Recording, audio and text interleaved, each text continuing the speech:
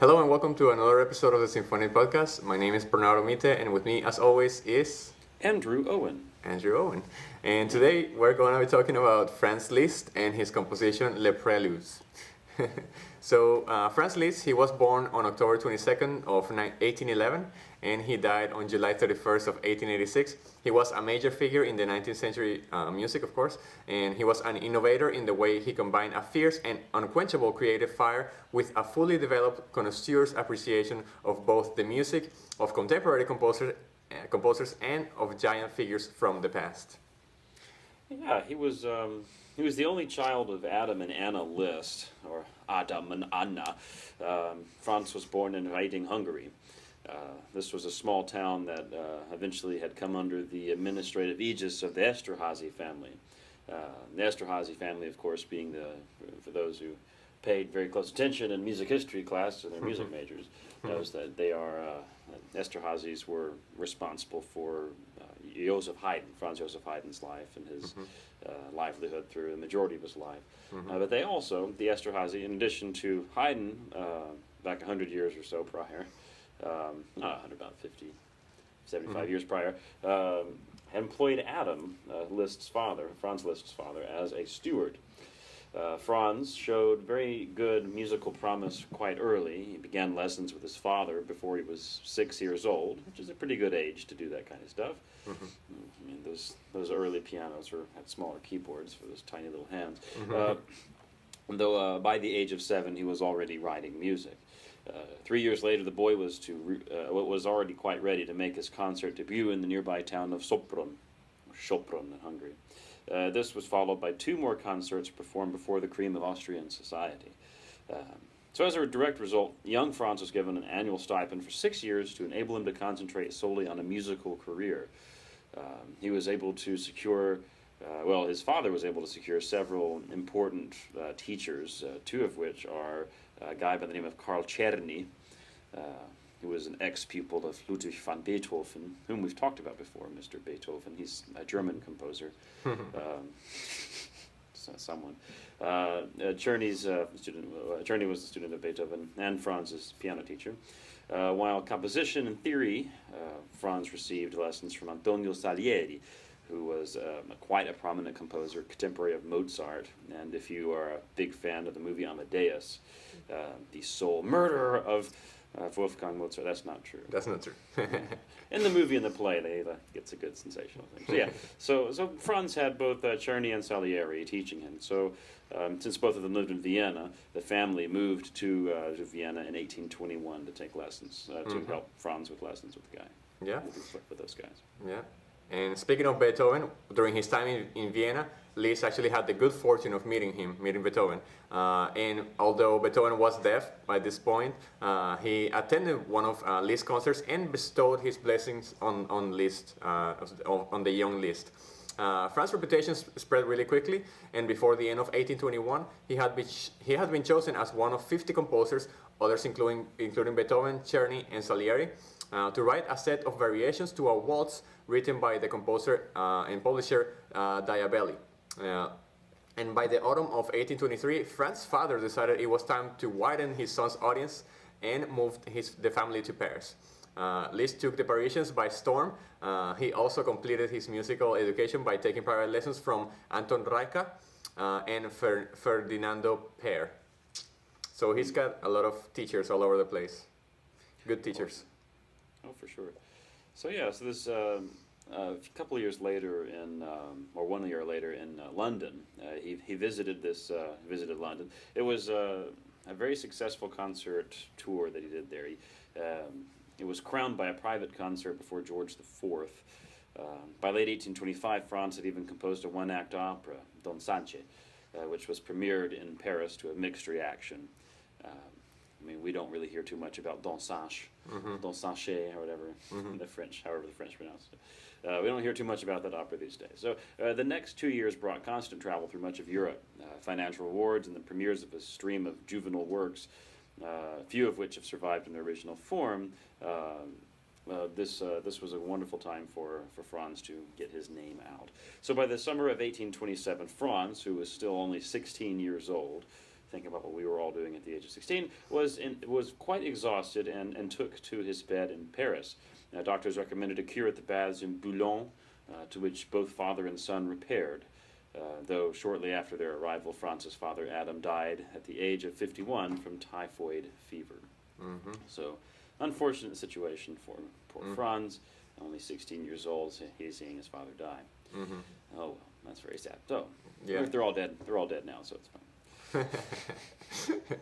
Yeah, so the death of his father forced Liszt to reevaluate his career choices. Already deeply disaffected with the life of a touring virtuoso, he found the prospect of prolonging it repugnant. For him, music was a noble calling, and being, quote, a musician in the employ of the rich who patronized me and paid me like an itinerant entertainer, unquote. He felt to be degrading.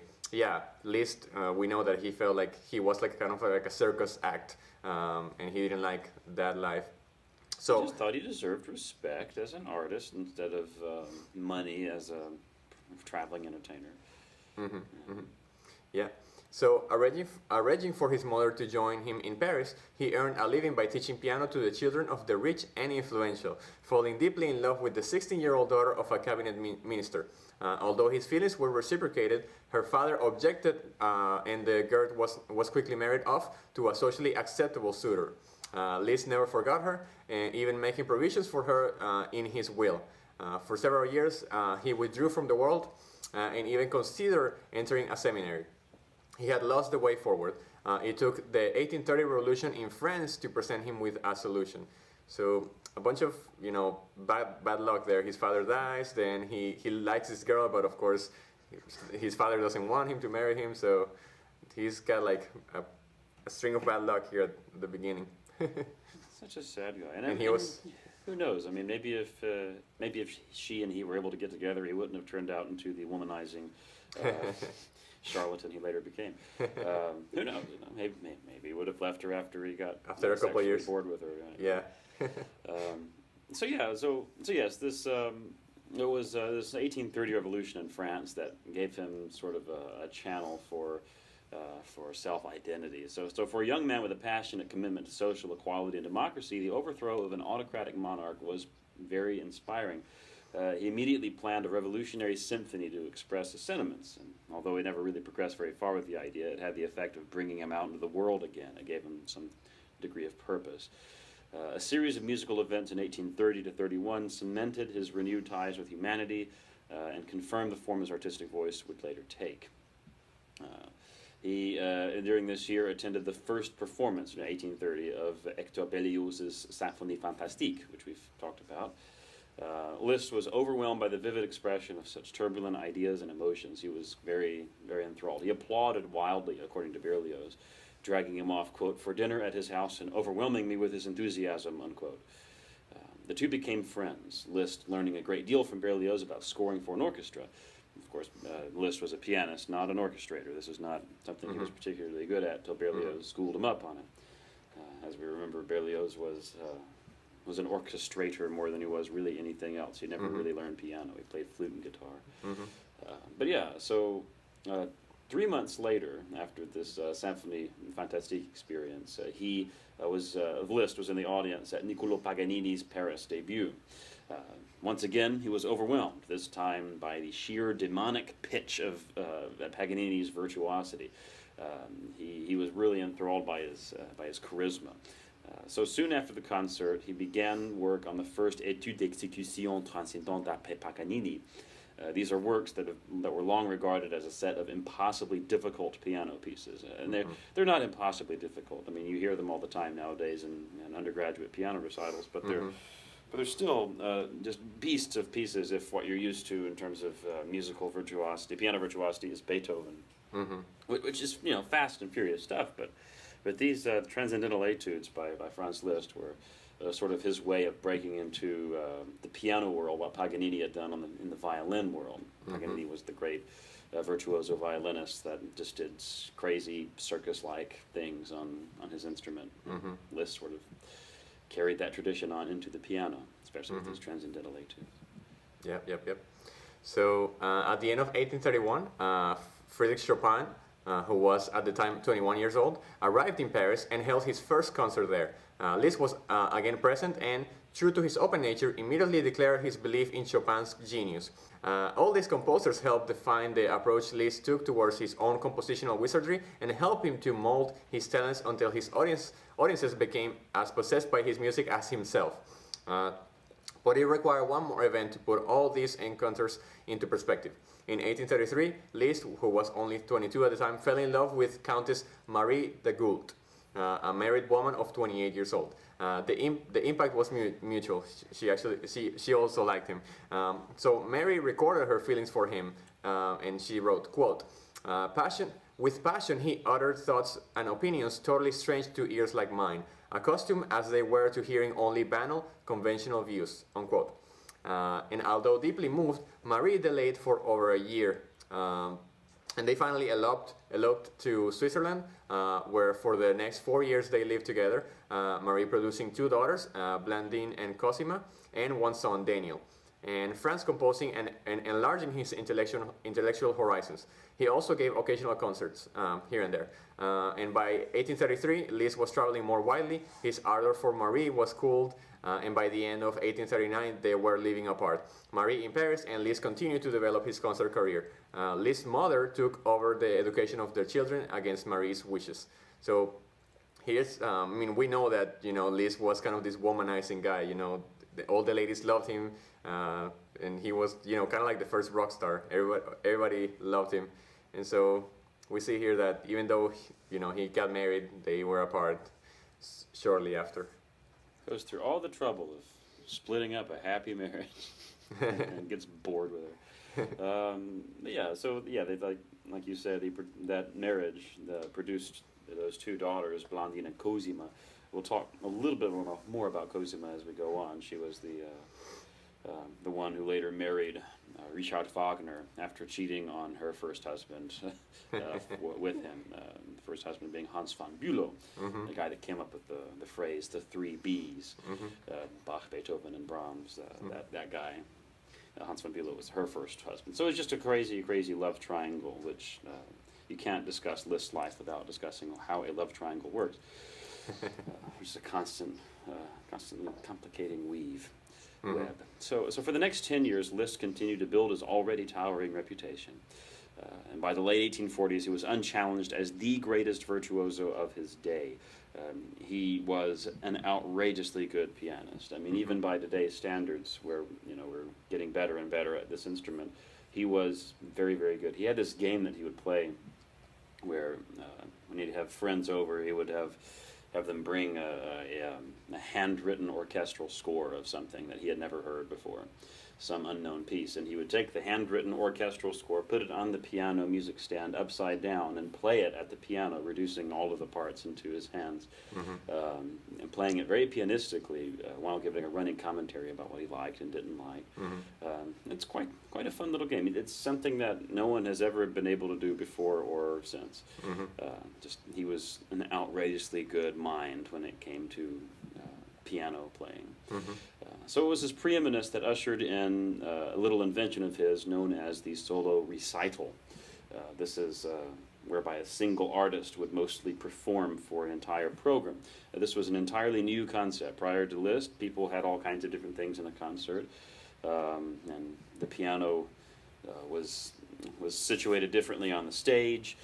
Liszt was the first person to put the piano perpendicularly to the stage, so you could see the keyboard you see the sides of the pianist's hands. He's the one who invented the idea of a recital being where you memorize music, you memorize your entire program, so no music stand. Pretty crazy stuff. But yeah, all these things are Liszt's invention. You have him to thank for the level of difficulty that we now experience in the piano world. So in Liszt's case, the recitals music usually consisted of his own compositions. These recitals were given throughout Europe, including Britain, Turkey, and Russia. The money that these tours generated forced Liszt to take on a personal manager, thus freeing him to conduct his personal life as he saw fit. This inevitably meant affairs, many of them notorious, with leading female personalities of his day. He he was not the kind of guy who was particularly monogamous. In his travels, he also met many musicians and composers, from the Schumanns, Clara and Robert in Leipzig, to Michael Glinka in Moscow, and Richard Wagner, who was then penniless and virtually unknown, in Weimar. So the connection with Weimar was to grow in significance. In 1842, he was given a large honorary conducting position by Grand Duke Karl Alexander, which meant him holding his first concert there in Weimar in 1844. And over the next few years, he became increasingly involved in the planning of the city's cultural development, which of course would inevitably involve Liszt and Wagner's rise to fame there in Weimar. So Liszt was just sort of this catalyst of creating new music in the Romantic era and aesthetic near the middle of the 19th century. Yeah, and also talking about him being such an amazing piano player, we also need to mention the phrase Lisztomania, right? Is basically, I mean, it's a word that we still use today when referring to people that are go crazy over somebody famous, right? And this is a phrase that started with Liszt, him being kind of like the first rock star. Everybody loved him. Everybody, basically all the women threw themselves at him, and they threw their panties at him and all that kind of stuff. Not sure about panties, but they definitely gambled for bits of his cigar butts or locks of his hair. Yeah. People were they worshipped that man. Exactly.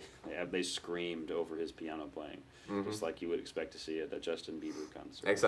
Exactly. Yeah. So the event that finally precipitated the move to Weimar was his meeting while on tour in Kiev with Princess Caroline von Sayn-Wittgenstein. Dude, I'm worst. Every time, seriously, every podcast I get worse at these words. Well, it's a fun word because it's an old German spelling. It's Caroline von Sayn-Wittgenstein. Awesome. It's nasty. She was an immensely rich Polish aristocrat already separated from her German husband, a member of the Tsar military elite. Their decision to marry entailed Caroline who was a devout Catholic, obtaining a divorce that required special permission from the Tsar. The prince's belief in the spiritual nature of Liszt's artistic calling helped him decide to abandon his largely frustrating, although very lucrative, concert career. By the spring of 1848, they were settling into life in Weimar. This was harder for the princess than for Liszt. Living openly with him, she was snubbed by Weimar society and her state in the Ukraine sequestered by the Russian state as a part of the eventual secular divorce settlement in 1852. Poor Liszt, let me tell you. Don Juan, an autobiography. This guy was, he did not really enjoy falling in love with people who weren't already married. It's just That's right. Just an issue. I mean, don't get me wrong, he still liked those who weren't married, but the ones that we hear about are the ones that were married. Yeah. So despite these obstacles, their rented house in Weimar became a major center for artists, musicians, and writers. Everybody stopped by this place. During this settled period, Liszt began composing his first orchestral works, including the series of tone poems that would remain one of the most distinctive compositional legacies of his. Tasso, Lamento e Trionfo, and Les Préludes. For example, and planning his Weimar musical seasons. Looming large in his plans was a production of Wagner's Lohengrin. Wagner attended the rehearsals while on the run from the authorities in Dresden for his part in the 1848 through 49 uprisings all over Europe. Liszt personally arranged for Wagner's flight to Switzerland. This guy Liszt was just, he loved being helpful, I guess. So Wagner was not the only beneficiary of Liszt's generosity in Weimar. In the years before his 1859 resignation, Liszt mounted no fewer than 11 new productions of contemporary operas, including 3 from Wagner, Berlioz's Benvenuto Cellini, Giacomo Meyerbeer's Les Huguenots, Giuseppe Verdi's Hernani, Schumann's Genoveva, and Franz Schubert's neglected Alfonso und Estrella. He was very much involved in creating these and helping to premiere these new works by such relatively obscure composers as Berlioz, Meyerbeer, Verdi, Schumann, and Schubert. So he had his hands in some pretty important waters throughout his entire life. Virtually everyone made the pilgrimage to Weimar, some remaining close to Liszt, like von Bülow marrying Cosima Liszt in 1857, and others, like Brahms, only fleetingly held in awe by the great man's talents. Even good friends like the Schumanns found Liszt's compositions too much. As Clara commented after a visit from the pianist in the early 1850s, quote, "Oh, what terrible composition. If a youngster were to write such stuff, one might forgive him. But what can one say when a full-grown man is so deluded?" Unquote. So this was Clara Schumann writing about Liszt's composition. The critic Edward Hanslick, we talked about him before, called his challenging B minor sonata of 1853 as, quote, "a rousing concatenation of utterly disparate elements. Anybody who has heard this thing and liked it is beyond hope," unquote.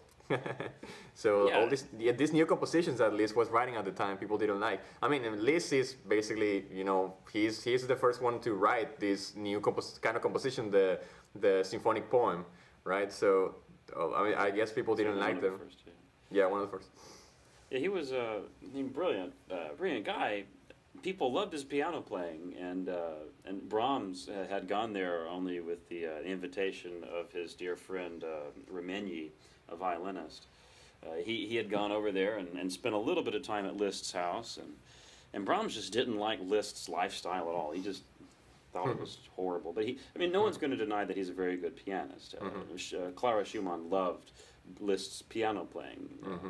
In fact, Clara kind of presided over a competition, sort of a rap battle between him and Liszt's contemporary Thalberg, another fabulous pianist. They both played music, and Clara said there was no competition. Liszt, fantastic pianist. Composer, however, not fantastic.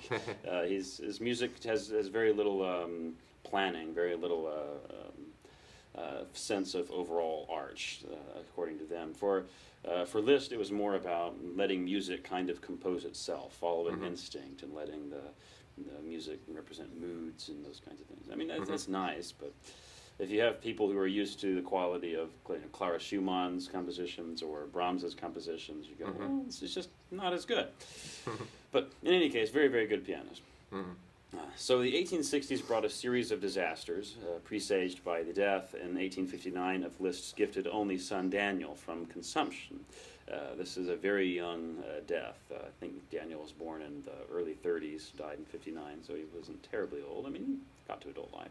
So in 1861, the Pope refused to spiritually sanction the princess's legal annulment, who was his current woman.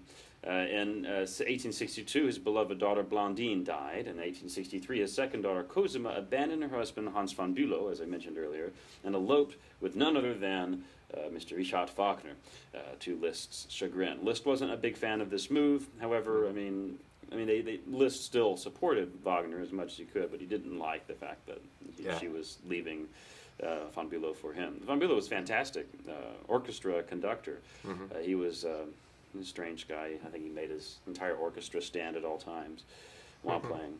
It's kind of a strange fellow. But yeah, not a great situation. So the breach between father and daughter was never really quite healed.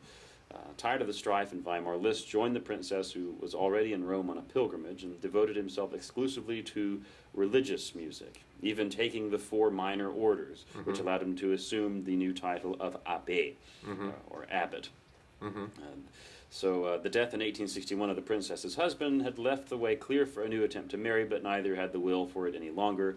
After 1864, they never really met again, despite a good 3-year buffer of the death of her husband. But yeah, it was just a strange, sordid, complicated affair story. All around Liszt in his life. But yeah, he did take the minor orders. This really confused people. The fact that this not a terribly moral guy went ahead and became an abbot, became a minor, joined the minor order of priesthood. You know, the order that did not require chastity. Of course.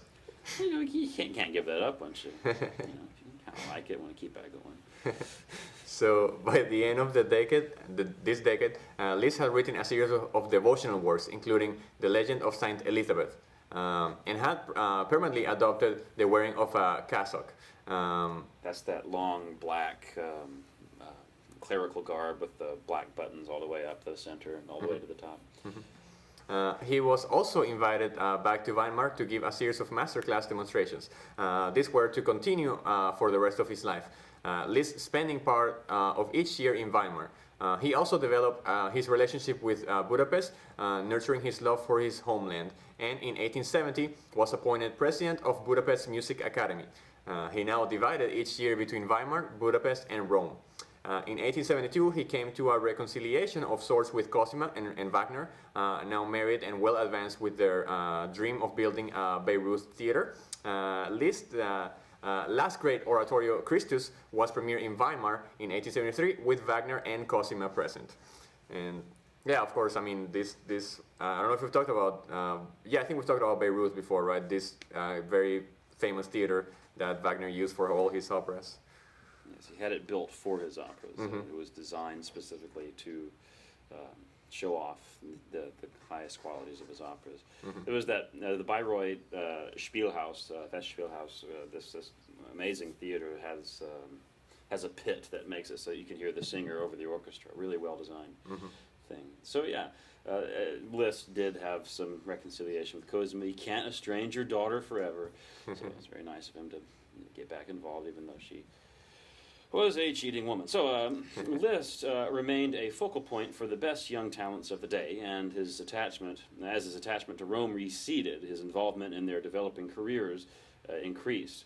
In 1876, his old lover, Countess Marie d'Agoult, died in France, but he was left unmoved. That's an X. That's a long time ago. So later that year, the Bayreuth premiere of Wagner's Ring Cycle gave him more to be moved by, as did the acclamation he received at the 1878 Universal Exhibition in Paris, when his old enemy, Edward Hanslick, proposed that he should be made honorary president of the exhibition's musical jury.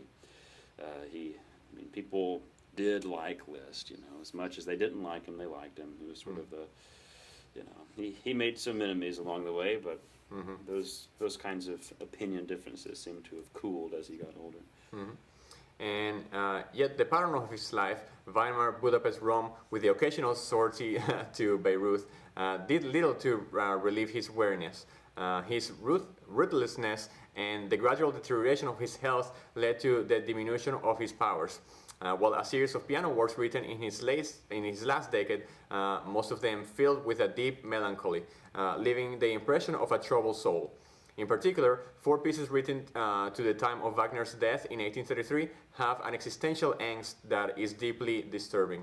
So yeah, these later pieces are very weird for Liszt. I mean, they are not the show-off pieces that we know from his youth. They are very, very strange for this person that we think of as this, super virtuoso guy.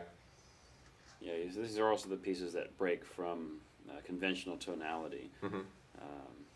I think the Bagatelle ohne Tonart probably falls into this category. This a bagatelle without a key. It's a really strange piece.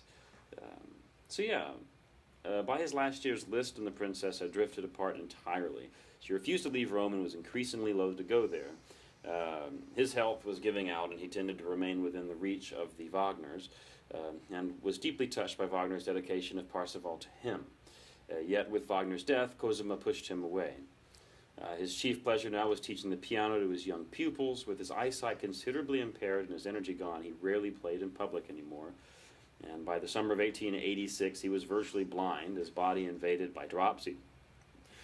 He returned ailing to Weimar, where he had a devoted young companion, Lena Schmalhausen, to comfort him. He died from pneumonia in July and was buried in Bayreuth during the festival. Now, this isn't just your average death. I mean, this guy was basically left alone in a hotel room there at the Bayreuth festival. And he just, sweated it out and passed on into the night. And passed on in the middle of the day while everyone else was out and doing his thing. And then after his death, there wasn't even really an announcement. It just sort of was very quiet about the whole deal. Really quite a shame. But, just sort of he died old, which is good. But when you die old, you have some complications. And he had a really fulfilling life, I mean, he basically, he did it all. he did everything. Oh yeah, he's sort of like a piano virtuoso version of Forrest Gump. Exactly. Sees everything. This has something to do with every Yeah, advance in music in the late 19th century. So central to Liszt's achievement was his prodigious keyboard virtuosity, his inventiveness, and his ability to devise new techniques that revolutionized the approach to the instrument. Thus, it might be held that his copious solo piano output is the most crucial part of his legacy, including the B minor piano sonata, the Agnès de Pèlerinage, and the etudes, all his etudes.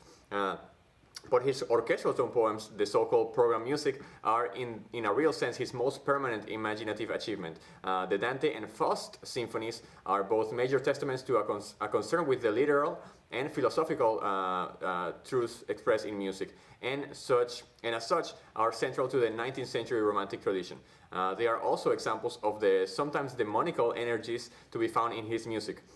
Liszt has also been cited as important in these works in his coining and development of the idea of theme transformation rather than more traditional ideas of classical development. This approach perhaps reached its apotheosis in Wagner. And I mean, we talked about the Dante Symphony, the Faust Symphony. The Dante Symphony when we were talking about Mahler. Oh yeah. Yeah, I mean, so this approach to making music is what Liszt was quite well known for. Just this, when it came to Liszt compositions, it was all about let the piece decide the form. Don't let the form create the structure of the piece. Let the piece's content give it its own structure. This brings us to probably one of the best known examples of an orchestral work whose form is based entirely on its content. It's just sort of self-composed. This piece is today's topic, which is Les Préludes. In French, we tell plural words by les rather than le. Le prélude would be singular. Les préludes would be plural. So Les Préludes is the third of Franz Liszt's 13 symphonic poems. It's listed as S97 in Humphrey Searle's catalog of Liszt's music. So all of Liszt's music is categorized in S numbers, sort of like BWV or Köchel, the K numbers of Mozart. So S97 by Humphrey Searle. And the music is partly based on Liszt's 1844-45 choral cycle, Les Quatre Éléments, or Les Quatre Éléments, the Four Elements. Its premiere was in 1854, directed by Liszt himself. The score was published in 1856 by Breitkopf und Härtel, who also published the musical parts in 1865. So Les Préludes is the earliest example of an orchestral work entitled symphonic poem. An orchestral work that's a single movement that tells something of a story. It's its own thing. So in terms of form, much of the music from Les Préludes derives from Liszt's earlier choral cycle, like the four elements, like you said, from 1844 to 45, and these settings were later orchestrated and an orchestral overture was written from them. Les Préludes is written for a large orchestra of strings, woodwinds, brass, including tuba, bass trombone, harp, and a variety of percussion instruments, like timpani, side drums, bass drums, and cymbals. It comprises the following sections. Of course, it doesn't have movements, but it has these kind of sections. The first section, Question, which is an introduction, and Andante Maestoso, bars 1 to 46. Then Love, which is 47 to 108. 108. Then Storm is bars 109 to 181. Bucolic Calm is 182 to 344, and Battle and Victory is 345 to 420, including recapitulation of Question in bars 405. Bucolic is a good SAT word. Just scenic. If you see Bucolic Calm, you expect to see some cows in the distance. So in measure 3 of one of the main motifs of Les Préludes, the note CBE is introduced. During the introduction, this motif is frequently repeated in different forms. It is, however, the head of a melody, which in its entire form is for the first time played in bars 47 from 47 on.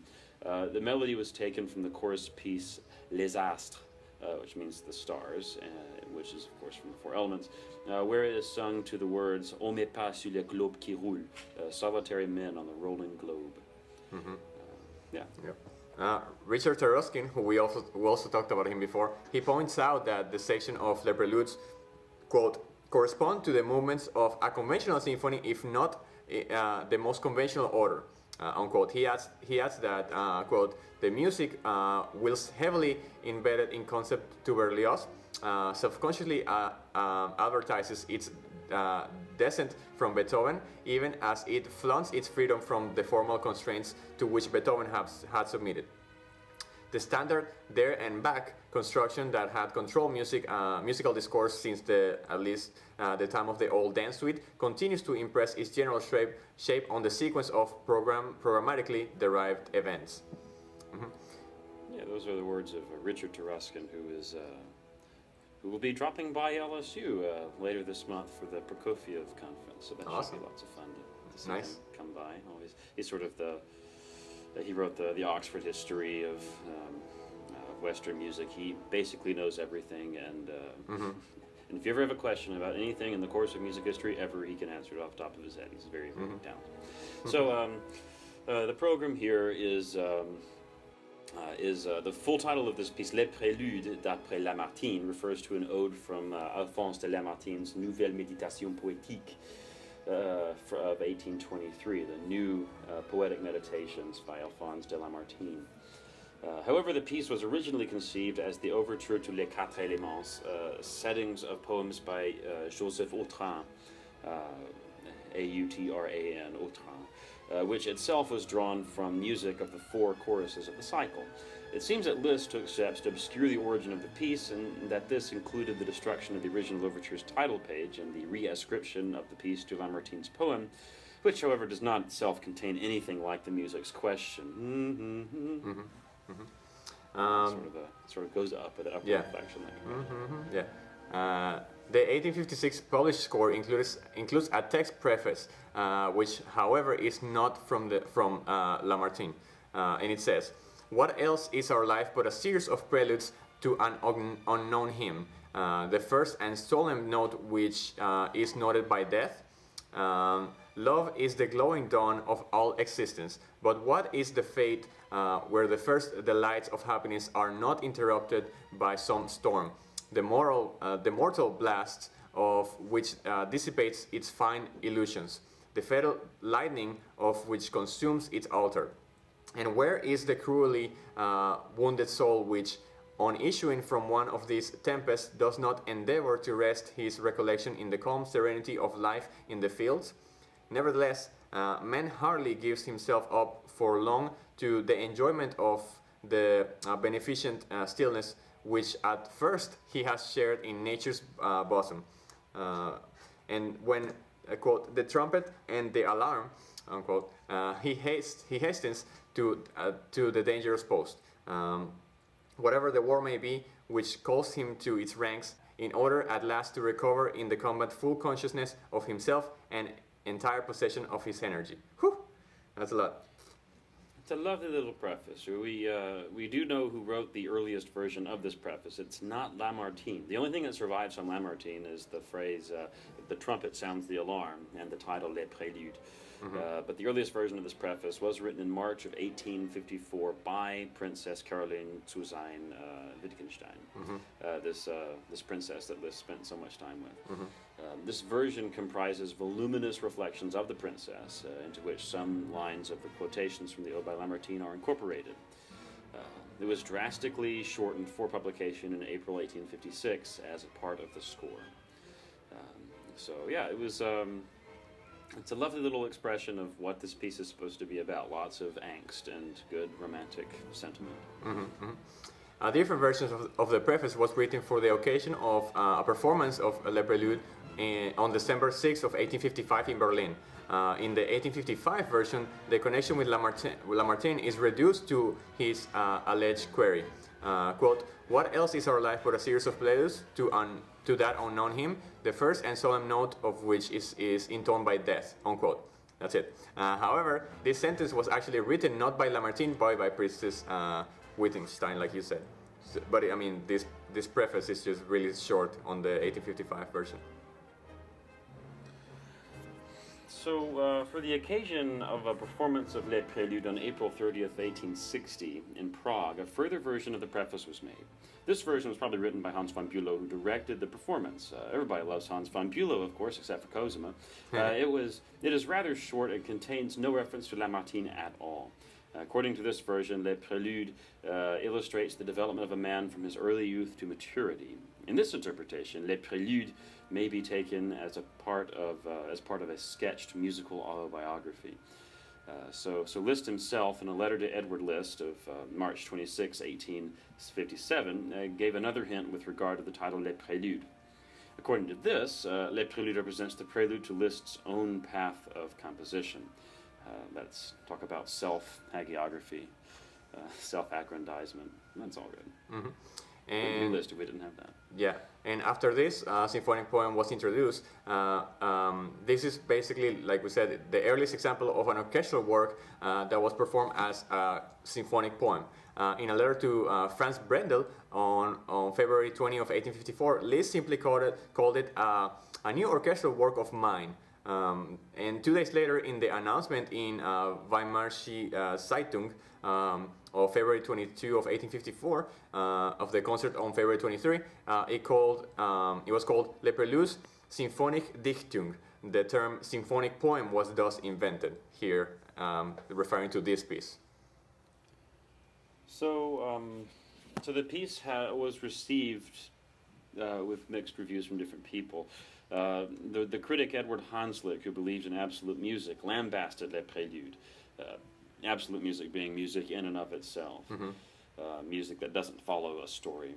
So in an 1857 article following a performance in Vienna, he denounced the idea of a symphonic poem as a contradiction in terms. He also denied that music was in any way a language that could express anything.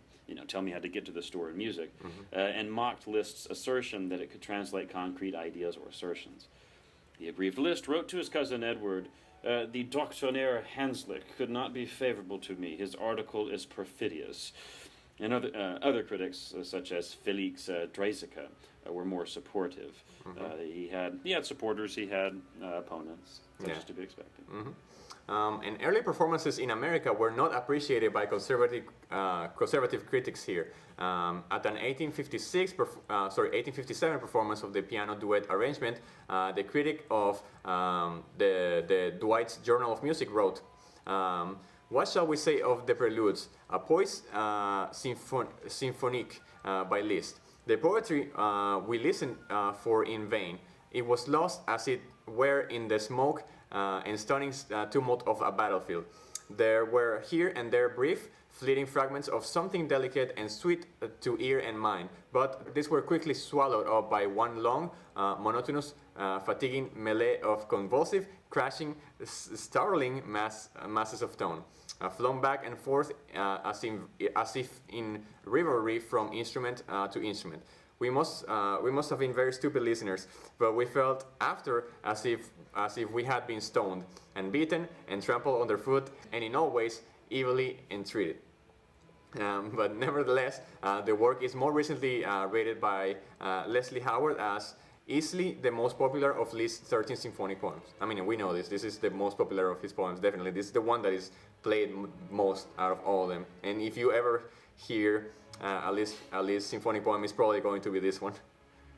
Oh, yeah. I mean, there are several other ones, but this one's quite good. So let's talk a little bit about the music. So Liszt developed a technique known as thematic transformation. This is really quite what he's known for, much the same way that Brahms later becomes known for developing variations by Schoenberg. Liszt was big into thematic transformation. That's where he received that's where the piece received its structure. He drew a longer theme from the motive, and then transformed that theme into all of the other themes. Sometimes the listeners can hear the germ motive easily. Other times, Liszt disguises it. It's still there, but requires several hearings to notice the relationship. You can kind of relate it almost slightly to Wagner's idea of leitmotif. It's just Just Yeah. a germ of an idea that spins out into different germs, spins out into a different idea. Yeah. Self-composed music. Yeah.